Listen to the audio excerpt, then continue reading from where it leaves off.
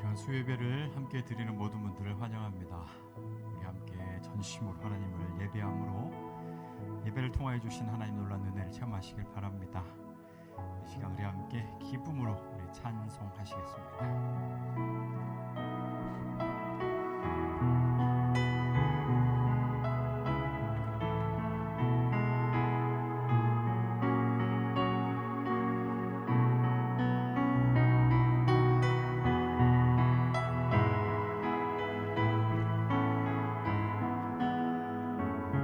늘 진정 사모하는 우리 예수님을 함께 찬송하십시다.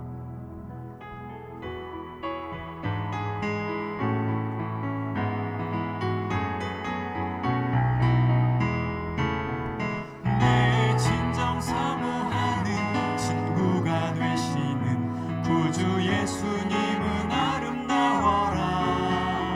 산 밑에 백합화요 빛나는 새벽별 주님 영원할 길 아주 없도다. 내 맘이 아플 적에 그 위로 되시며 나 외로울 때 좋은 친구라. 주는 저 산 밑에 백합 빛나는 새벽별 이 땅 위에 비길 것이 없도다. 내 맘의 모든 염려 이 세상 고락도 주님 항상 같이 하여 주시고 시험을 당할 때에 악마의 계교를 즉시 물리치사 나를 지키네. 온 세상 날 버려도 주 예수 안 버려 끝까지 나를 돌아보시니. 주는 저 산 밑에 백합 빛나는 새벽별 이 땅 위에 비길 것이 없도다. 내 맘을 다하여서 주님을 따르면 길이 나를 사랑하리니. 물풀이 두렵지 않고 창검도 겁없네. 주는 높은 산성 내 방패시라. 내 영혼 먹이시는 그 은혜 누리고 나 친히 주를 뵙기 원하네. 주는 저 산 밑에 백합 빛나는 새벽별 이 땅 위에 비길 것이 없도다. 만왕의 왕 내 주께서 왜 고초당했나. 이 벌레 같은 날 위해 그 보혈을 흘렸네. 십자가 내가 처음 볼 때에 나의 맘의 큰 고통 사라져. 오늘 믿고서 내 눈 밝았네. 참 내 기쁨 영원하도다. 주 십자가 못 박힘은 속죄함 아닌가. 그 긍휼함과 그 은혜 말할 수 없도다. 십자가 내가 처음 볼 때에 나의 맘의 큰 고통 사라져. 오늘 믿고서 내 눈 밝았네. 참 내 기쁨 영원하도다. 늘 울어도 그 큰 은혜 다 갚을 수 없는 나 주님께 몸 바쳐서 주의 일 힘쓰리.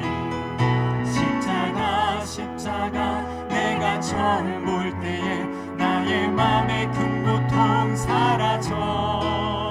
오늘 믿고서 내 눈 밝았네. 참 내 기쁨 영원한 십자가 내가 처음 볼 때에 나의 맘의 큰 고통 사라져. 오늘 믿고서 내 눈 밝았네. 참 내 우리 믿음으로 다시 한번 선포합니다. 십자가 내가 처음 볼 때에 나의 맘의 큰 고통 사라져. 오늘 믿고서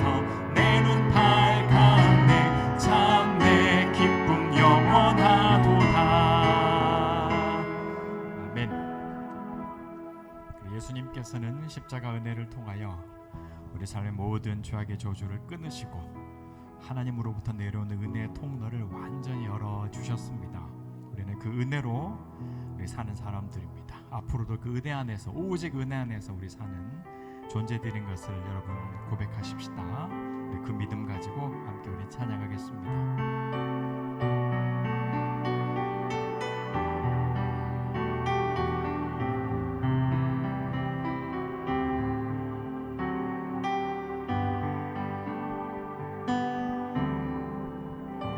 어둠 속에 매이던 내 영혼 갈 길 몰라 방황할 때에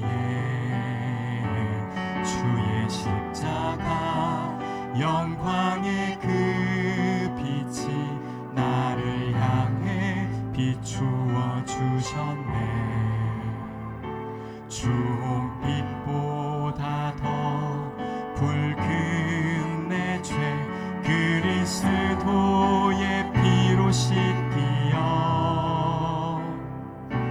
완전한 사랑 주님의 은혜로 새 생명 주께 얻었네. 은혜 아니면 나서지 못하네.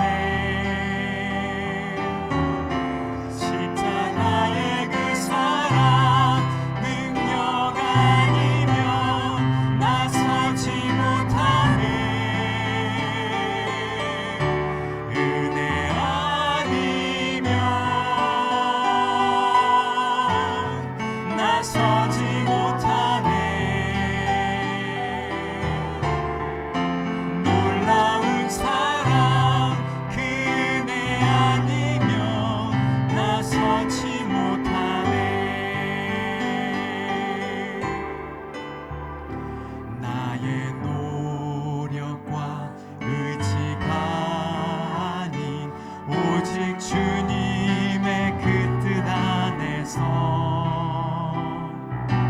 의로운 자라 내게 말씀하셨네. 완전하신 그 은혜로 은혜 아니면 나서지 못하네. 십자가의 그 사랑 능력 아니면 나서지 못하네. 은혜 아니면 나서지 못하네. 완전한 사랑 그 은혜 아니면 나서지 못하네.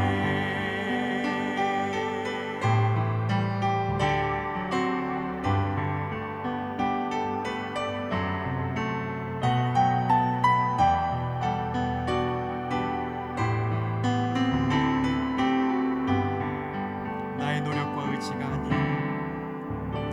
나의 노력과 의지가 아닌 오직 주님의 그 뜻 안에서 의로운 자라 내게 말씀하셨네. 완전하신 그 은혜로 은혜 아니면 나서지 못하네. 십자가의 그 사랑 능력 아니면 나서지 못하네. 은혜 아니면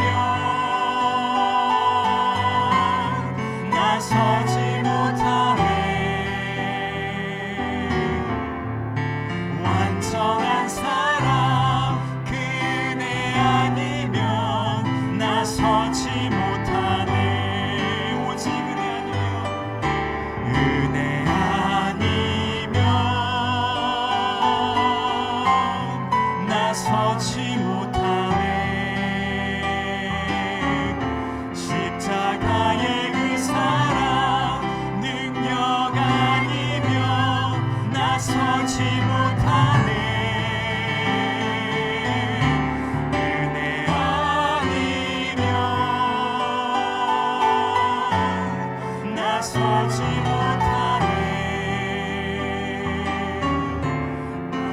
완전한 사랑 그네 아니면 나서지 못하네. 우리 함께 기도하며 고백하십시다. 오직 하나님의 은혜로 말미암아 우리가 오늘 이렇게 이 땅에 발을 디디며 숨쉬며 살고 있습니다. 모든 것이 하나님의 은혜입니다. 다 하나님의 은혜입니다. 하나님께서 안 도와주신 것이 없고 하나님께서 모든 순간 함께 하시며 보호하셨고 우리를 인도하여 주셨기에 오늘 우리가 이 자리에 이렇게 살고 있음을 고백합니다. 하나님 감사합니다. 다 하나님의 은혜입니다. 나의 어떤 공로 없이 모든 것이 하나님의 은혜입니다. 우리 고백을 다 함께 기도하며 우리 나아가십시다. 기도하겠습니다. 살아계신 아버지 하나님, 우리가 살며 숨쉬며 모든 아버지 하나님의 은혜로 지어나가고 있는 시간을 고백합니다. 우리 어떤 노력 없이 하나님께서 이 방법으로 찾아오시고 하나님께서 이 방법으로 베풀어 주시고 그 은혜로 말미암아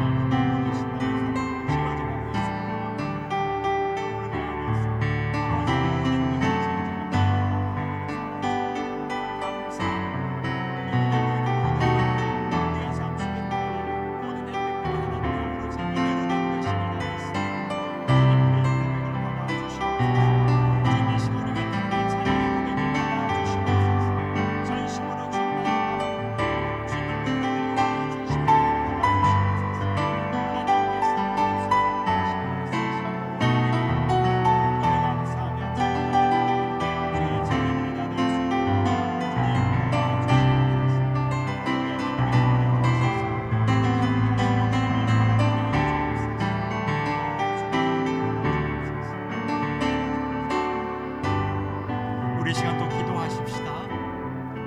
그래서 우리에게 더욱더 필요한 것은 믿음입니다. 하나님께서 모든 순간 함께 하시며 앞으로도 여전히 그 은혜의 걸음을 우리를 붙들고 인도해 주실 것입니다. 그래서 우리에게는 어떤 의심이나 두려움, 근심 없이 하나님을 온전히 바라보고 그 음성을 듣고서 순종하며 그렇게 나아가는 믿음이 절대적으로 필요합니다. 우리 이 시간 구하십시다. 하나님, 우리 앞으로의 모든 인생의 걸음도 은혜로 되어지는 것을 믿게 하여 주옵소서. 어떤 두려움도 없이 막연하게 자리 잡고 있는 모든 두려움들, 근심들 다 내려놓게 하시고 여전히 은혜로 인도하실 그 주님을 바라보는 그 믿음을 우리 가운데 허락하여 주옵소서. 지금 이 순간도 함께 하신 하나님을 바라보는 믿음을, 음성을 들려주신 하나님의 그 목소리를 듣는 귀를 이 시간 열어 주옵소서. 우리 믿음을 구하며 함께 기도하도록 하겠습니다. 기도하십시다. 하나님 계신 하나님 아버지, 내 삶의 모든 것 하나님의 은혜로 지으시고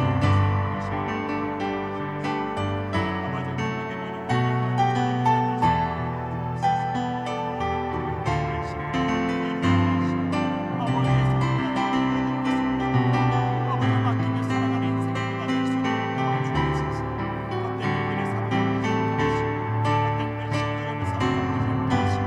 전심으로 주님을 바라보고 아버지 나가는 주의 찬양을 수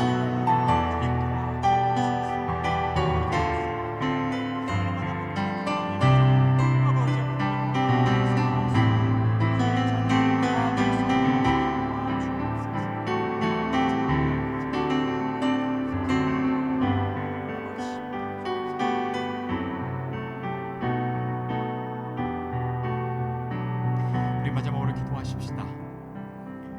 오늘 하나님께서 우리에게 주실 말씀을 사모하며 함께 기도하겠습니다. 우리를 향하신 주님의 뜻을 꼭 깨닫게 하여 주옵소서. 예수를 믿는 그 놀라운 기쁨, 이것을 회복하고 간직하는 그런 시간 되게 하여 주옵소서. 성령께서 이 시간 우리 모두를 붙들어 주옵소서. 우리 말씀을 사모하며 기대하며 기도하도록 하겠습니다. 기도하십시다. 아버지 하나님, 이 시간 주의 말씀 앞에 겸손함을 엎드립니다. 우리 마음의 활짝 열어 주옵소서. 모든 부추함과 어떤 것 다 내려놓게 하시고 우리가 들어주신 말씀 앞에 온전히 반응하며 아멘으로 나아가는 주의 자녀들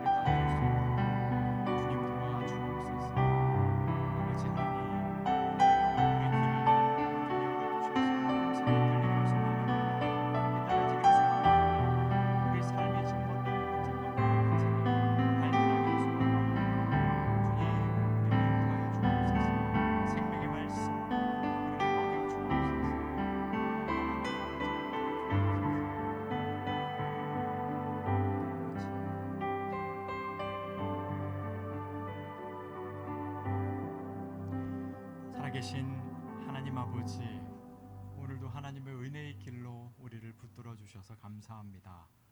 특별히 말씀을 듣기를 소망합니다. 이 말씀 안에 또 다른 은혜의 길이 있는 줄로 믿습니다. 아멘으로 화답하게 하시고 말씀으로 말미암아 변화받고 성장하는 시간 되게 하여 주옵소서. 예수님의 이름으로 기도합나이다. 아멘. 우리 하나님 말씀을 함께 보겠습니다. 빌립보서 3장 1절 2절 말씀입니다.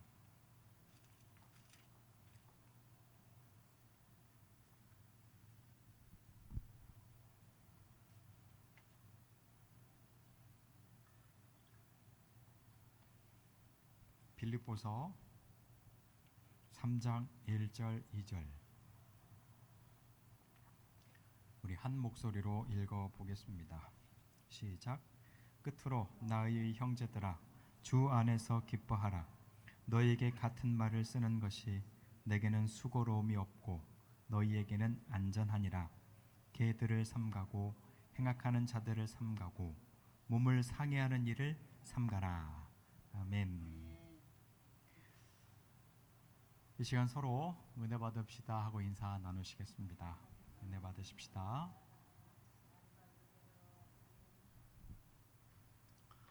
성도들이 이 땅을 살면서 꼭 해야 되는 일이 있다고 했습니다. 그것은 바로 지키는 일입니다. 예수 믿는 기쁨을 지켜내는 것입니다. 잘 지켜야 합니다. 이것을 빼앗는 일들이 많기 때문입니다. 예수 믿는 기쁨이 워낙 크기 때문에 계속해서 이런 도전들이 있어요. 칼 마르크스가 그 공산주의 혁명을 일으킬 때 가장 방해되는 것으로 기독교를 꼽았습니다. 종교는 아편이다. 독일 사람이니까 기독교겠죠. 왜냐하면 이것의 영향력이 워낙 크기 때문에 이 자신의 그 완벽한 혁명의 논리가 통하지 않는다는 거예요. 그래서 지금도 공산주의 나라들, 중국이나 북한에서는 기독교를 철저하게 금지하고 배격합니다.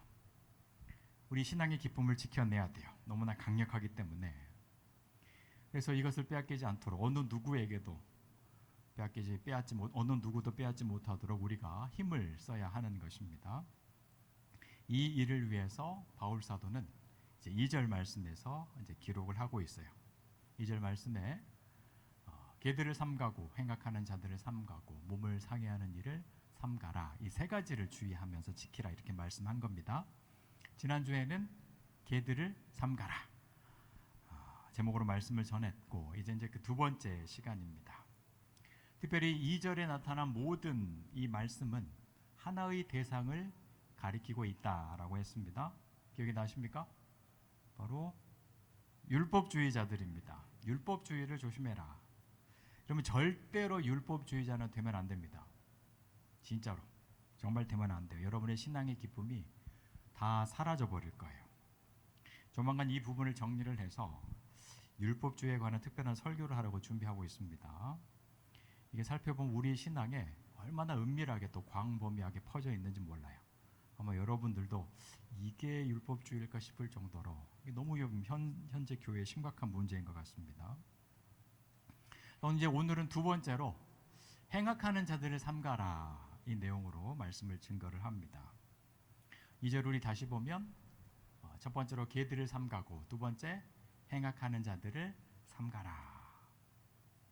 여기서 이 행악하는 자들 누구라고요? 율법주의자들입니다. 근데 이때의 행악이란 무슨 뜻이냐면 하나님의 말씀을 이용하여 자신의 만족을 채우려는 그 일을 뜻해요. 다시요. 여기서 행악이란 단순히 어떤 범죄를 저질렀다, 악한 일을 했다 그런 뜻이 아니라 하나님의 말씀을 이용해서 자기의 만족을 채우려는 일, 이것이 본문에서 말하는 악한 일입니다. 자, 어떤 경우인가 설명을 합니다. 이 대표적인 사람들이 있어요. 바로 바리새인들입니다. 예수님께서 보시기에 가장 나쁜 놈들이에요. 바리새인들. 근데 이 사람들은 유대 사회에서 굉장히 존경받던 사람들입니다. 하지만 이것은 만들어낸 이미지였어요. 바리새인들은 기도하는 사람들이었습니다. 정말 기도에 열심을 내었어요. 하루 중에 정해진 시간에는 무조건 일을 멈추고 하나님께 기도드렸어요. 좋잖아요. 우리 그거 닮아야 되지 않겠어요?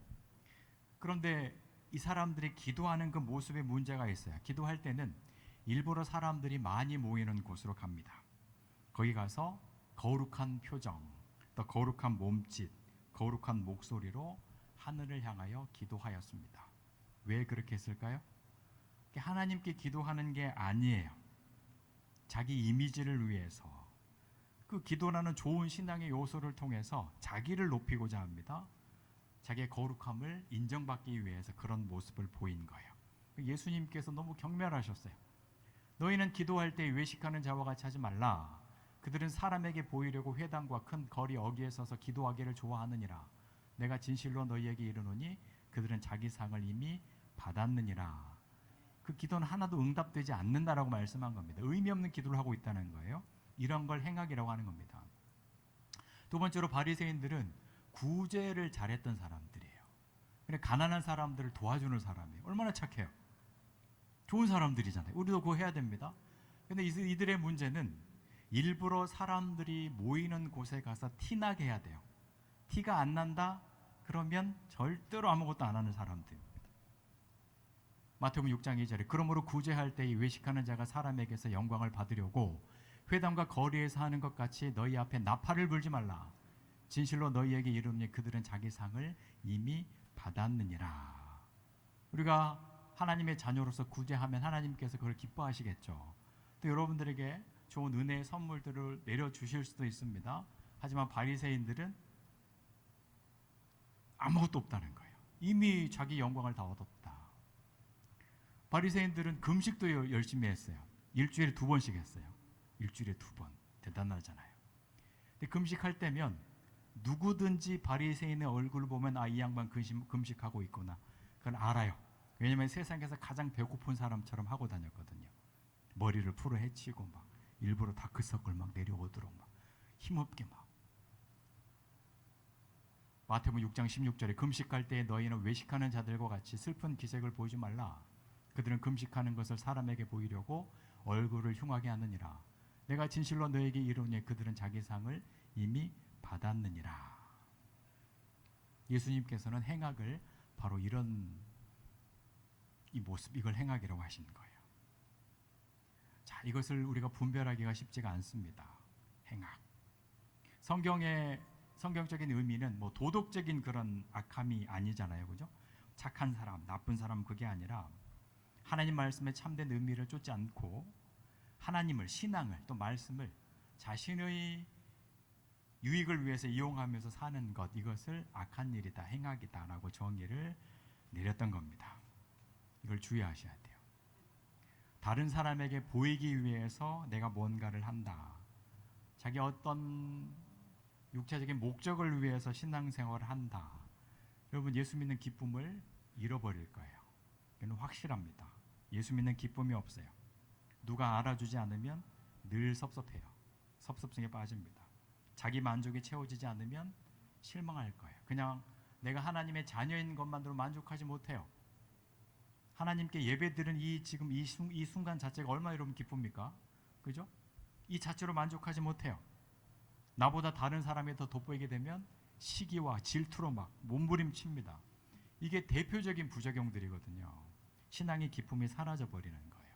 이런 것들로부터 우리 자신을 철저하게 지켜내야 합니다. 그러면 우리가 어떻게 지킬 수 있을까요? 어떻게? 우리 따라 하십시다. 하나님 앞에서. 다시 하나님 앞에서.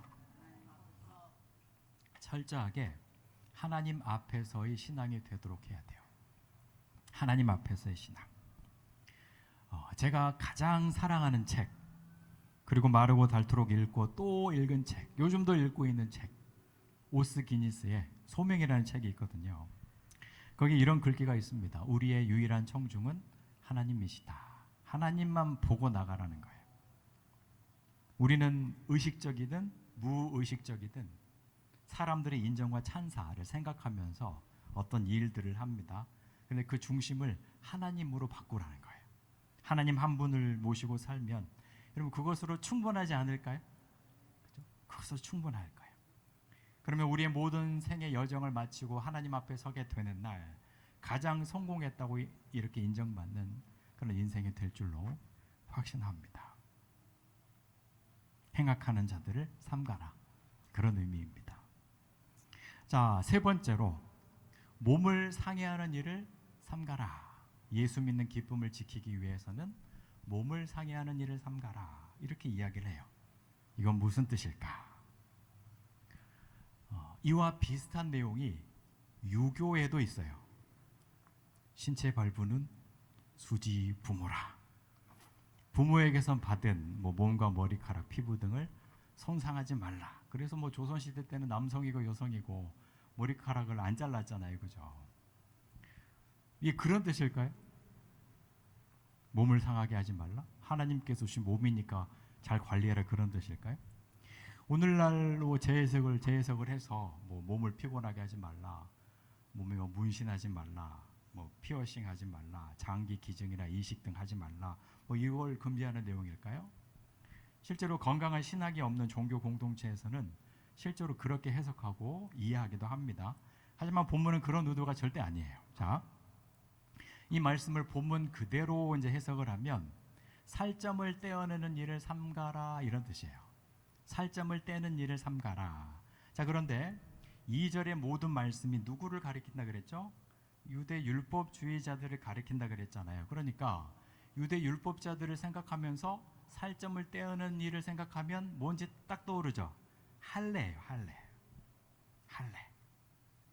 할례 받지 말라, 그런 뜻입니다. 할례를 삼가라. 그것은 단지 몸을 상해하는 일이기 때문에 안 해도 된다 하는 거예요. 자, 할례는 유대인들에게 있어서 가장 자랑할 만한 큰 대표적인 신앙의 증표였어요. 이 사람들은 할례를 통하여 하나님과 사람이 연결된다라고 이렇게 생각을 해요. 할례를 받으면 그 사람은 하나님의 백성이 된다. 가장 강력한 증표가 되거든요. 그래서 할례가 없는 사람들은 어떻게 취급을 해요? 개처럼 취급을 합니다. 개들이다. 하찮은 존재라는 거예요. 하나님과 연결되지 않은 버림받을 존재들이다. 지옥불을 떼는 땔감에 불과한 존재들이다. 이렇게 이제 취급을 해버리는 겁니다. 바울 사도는 그거 하지 말라는 거예요. 그렇게 몸을 상해하는 일을 하지 말라. 다시 말하면 예수님의 십자가 구원을 믿는 사람들에게 있어서 할례는 더 이상 의미가 없어졌다는 거예요. 할례를 포함해서 사람이 하는 어떤 일도 중요하지 않다. 사람이 하나님의 백성이 되고, 사람이 하나님의 자녀가 되고, 사람이 하나님의 구원을 얻게 되는 것은 오로지 예수님의 십자가 공로로 되는 것이지, 그 사람이 할례를 받았든지 안 받았든지 그걸로 결정되는 게 아니라는 거예요. 의미가 없는 일이다. 그래서 그렇게 몸을 상해하는 일을 하지 말아라. 삼가해라. 자, 이렇듯 할례로 대표되는 인간의 공로 혹은 인간의 노력으로 하나님께서 주시는 은혜 또는 하나님께서 주시는 구원을 대신하려는 그런 일들이 역사상 굉장히 많이 있어 왔어요. 요즘도 많아요. 여러분 당황하실까 봐 좀 잘 정리해서 다음에 이건 좀 말씀을 드리려고 합니다. 어쩌면 여러분 상처받을지도 몰라요. 이거 일일이 다 드러내면. 다른 예만 한번 들어보겠습니다. 대표적인 예로 몸을 상해하는 일, 대표적인 예로 666을 들 수 있어요. 사람이 666의 표식을 받으면 구원을 받지 못한다. 요한계시록에 분명히 있는 말씀이잖아요. 근데 이걸 오해해서 여러 가지 그런 일들이 많았어요. 신용카드가 세상에 처음 나왔을 때 극단적인 극우 기독교인들은 이 신용카드가 짐승의 표 666이다. 그래서 이거에 가입하면 지옥 간다 그랬어요. 그리고 쓰거나 소지하면 갖고만 있어도 이건 짐승의 표식이기 때문에 그 사람은 지옥 간다고 했어요. 맞습니까? 아마 이거 주장했던 사람들도 다 지금 쓰고 있을걸요? 그래놓고 사과도 하지 않아요. 이제는 그 주장을 교묘하게 바꿉니다. 하나님의 계획이 바뀌었다. 그래서 이제는 바코드로 사람들이 바꿨어요. 바코드를 사용하면 지옥 간다. 그럼 우리 마트에서 계산할 때 이거 어떻게 됩니까? 이제? 그래서 이제 이걸 주장할 수가 없어요. 너무 일반화가 돼서 시간이 흘러서 컴퓨터가 이제 보급이 됐어요. 컴퓨터가 이제는 666이다. 이거 PC를 쓰면 안 된다. 그럼 이게 이제 마귀가 사람을 조종하는 어떤 그 무기가 된다. 막 그렇게 주장을 하다가 이게 또 너무 일반화가 되니까 쑥 들어갔어요. 코로나 때는 백신이 666이다. 백신을 맞으면 지옥 간다. 이렇게 주장하는 일들이 굉장히 많았거든요. 저도 그때 문자 굉장히 많이 받았어요. 그 백신 안에 뭐 조그만 무슨 베리칩이라는 게 들어있는데 그게 이제 사람 몸에 들어가서 뭘 제어한다. 막 백신 맞으면 지옥 간다. 이런 주장들이 많았습니다. 저는 3번 맞았는데 이거 어떡하나 그죠? 신천지 2단에서 주장하는 또 666이 있거든요. 신천지에서 주장하는 666. 그게 뭐냐면 바로 우리들입니다. 여러분들이 666들이에요. 이 무서운 인간들. 자기 교회를 제외한 다른 모든 교회와 신도들 또 목사들을 666이라고 이렇게 이야기를 합니다. 그래서 거기 가면 지옥 간다.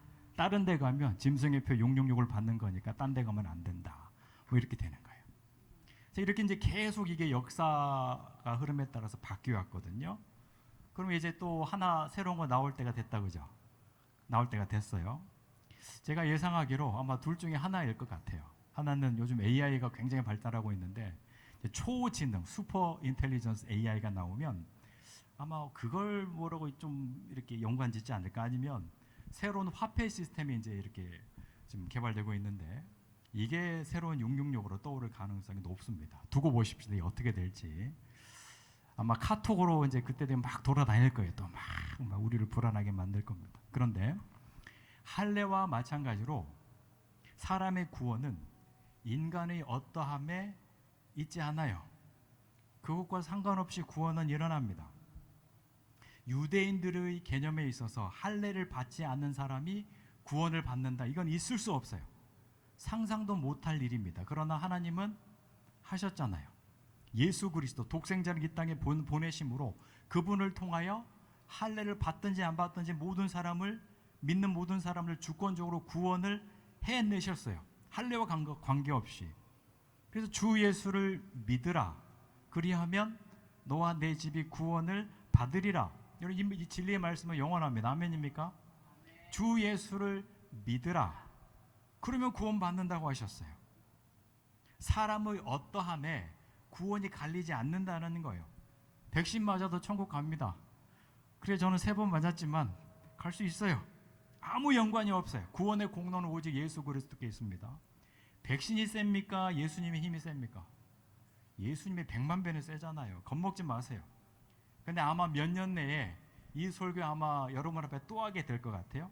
그 두고 보세요. 그때 되면 또 막 두려움에 떨어가지고 막 카톡 보내고 목사님 이거 어떻게 되면 막 그런 사람 분명히 나타날 겁니다. 본문으로 돌아와서 몸에 할례의 흔적을 가졌다는 것이 신앙의 핵심이 아니에요.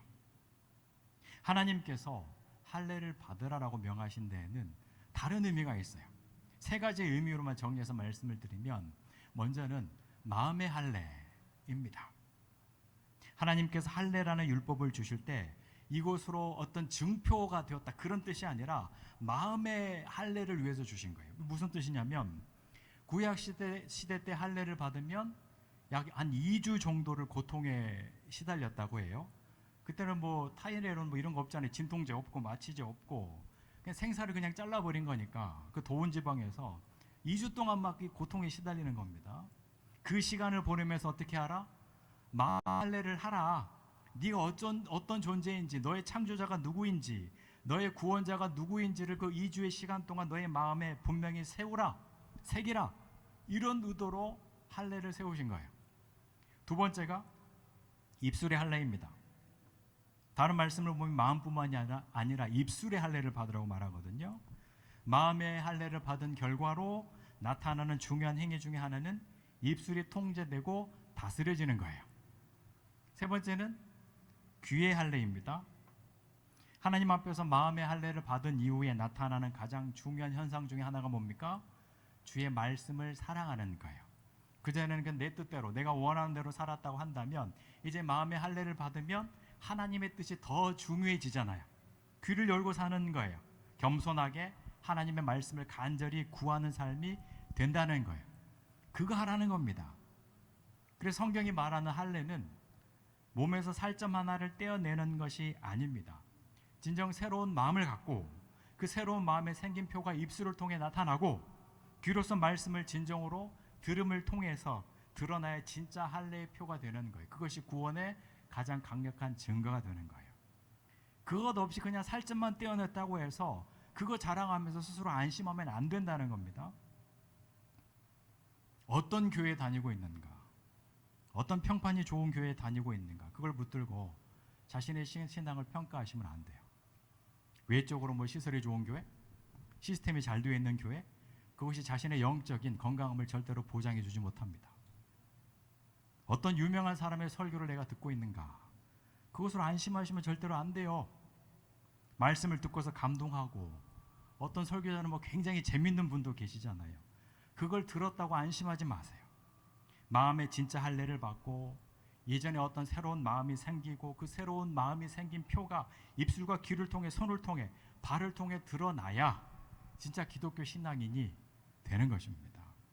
그저 익숙하게 내가 어떤 일을 했으니까, 하고 있으니까 스스로 건강한 신앙인인 것처럼 여긴다면 이는 그냥 단지 살점을 떼는 일과 똑같은 거예요. 진짜 중심에 어떤 변화가 있는가, 변화가 입술과 귀를 통해 나타나고 있는가, 이것이 우리를 평가하는, 우리를 바라보는 그런 기준이 되어야 한다는 것입니다. 정리하십시다. 바울은 우리 안에 있는 예수 믿는 기쁨을 지키기 위한 세 가지 요소에 대해서 말씀을 했습니다. 개들을 삼가라, 행악자들을 삼가라, 몸을 상해하는 일을 삼가라. 이 말씀을 잘 기억을 하십시다. 먼저 조심할 것은 나의 신앙을 기준으로 다른 이들을 판단하지 마십시오. 나의 행함이나 나의 어떤 신앙적 요소가 절대로 자랑이 되어서는 안 돼요. 하나님께서 은혜 주셨기 때문에 그냥 그거 그냥 하고 있는 것 뿐입니다. 우리의 자랑은 오직 예수 그리스도의 보혈의 공로뿐입니다. 아멘 하십시다. 내가 하는 모든 봉사, 모든 헌신, 모든 것들은 나를 사랑하셔서 갚을 수 없는 은혜를 주신 하나님께 대한 자발적인 반응일 뿐입니다. 그냥 감사해서 하는 거예요.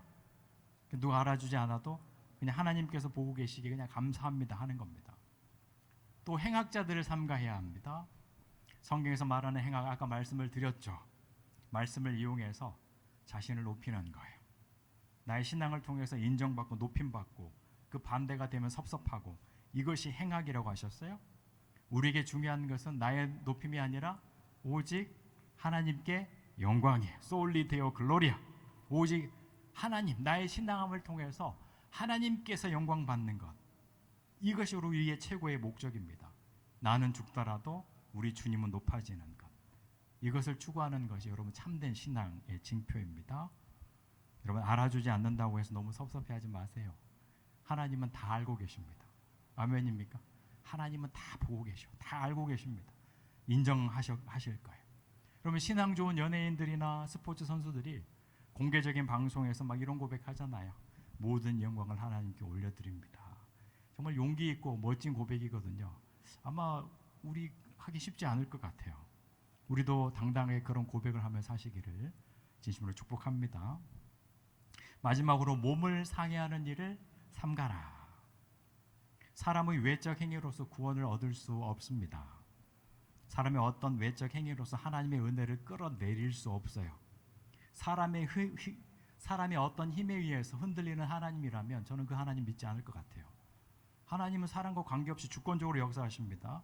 그래서 자꾸 어떤 방법론을 가지고서 그 은혜를 어떻게 해보려는 그런 추구하는 그 신앙을 절대로 경계하시길 바랍니다. 미신과 같은 거예요.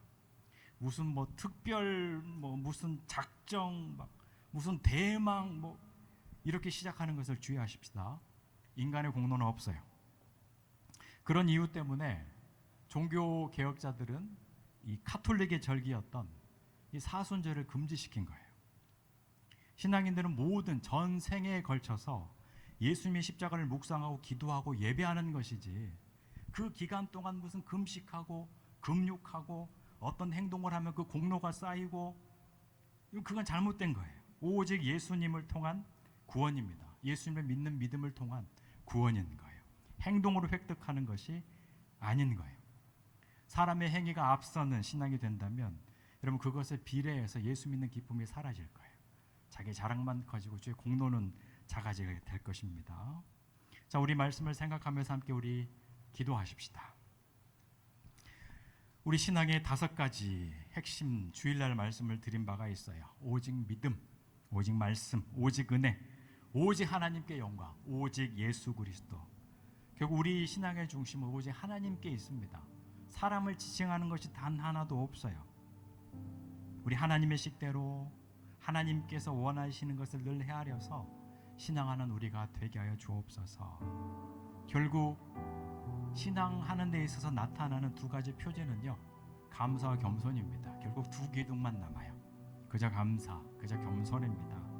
주님께서 우리에게 하신 일들을 늘 묵상하면서 그에 합당한 마땅한 반응을 하면서 하는 것, 이것이 우리의 가장 큰 기쁨이 되는 거예요. 우리 기도하실 때 오직 예수 그리스도의 보혈의 공로를 붙들고 그 안에서 지어져 가는 삶이 되게 하여 주옵소서. 어떤 책의 제목처럼 나는 죽고 오로지 예수로 사는 그런 인생이 되게 하여 주옵소서. 모든 순간 모든 자리에서 오직 예수님께 영광, 주님께 영광을 위해 살아가는 우리가 되게 하여 주옵소서. 우리 결단하면서 함께 기도하겠습니다. 기도하십시다.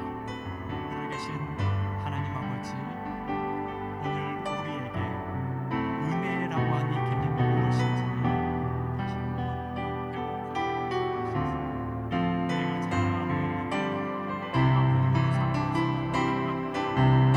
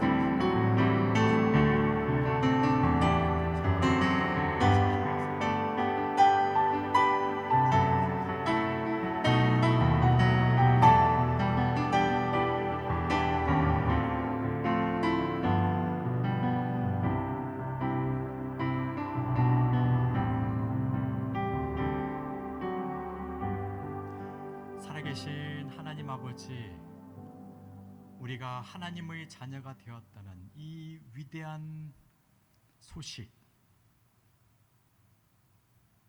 예수님께서 나의 구원자가 되시고 영원토록 나와 함께 하신다는 이 놀라운 구원의 기쁨, 절대로 빼앗기지 않도록 늘 조심하며 빼앗으려고 하는 세력들, 그 공격에 우리 방어하며 지켜낼 수 있도록 도와주옵소서. 그를 위해서 오늘 3가지 말씀을 주셨습니다. 잘 간직해서 특히 하나님의 지혜를 허락하여 주셔서 결정적인 순간에 이 말씀이 떠올려지게 하여 주옵소서. 이렇게 모든 순간 모든 자리에서 예수 믿는 그 신비한 기쁨을 누리며 사는 주의 자녀들이 다 되게 하여 주옵소서. 예수님의 이름으로 기도합나이다. 아멘. 지금은 우리 주 예수 그리스도의 은혜와 하나님 아버지의 지극하신 사랑하심과 성령님의 교통하심의 역사가 모든 성도들 가운데 이제로부터 영원토록 함께 계실지어다. 아멘.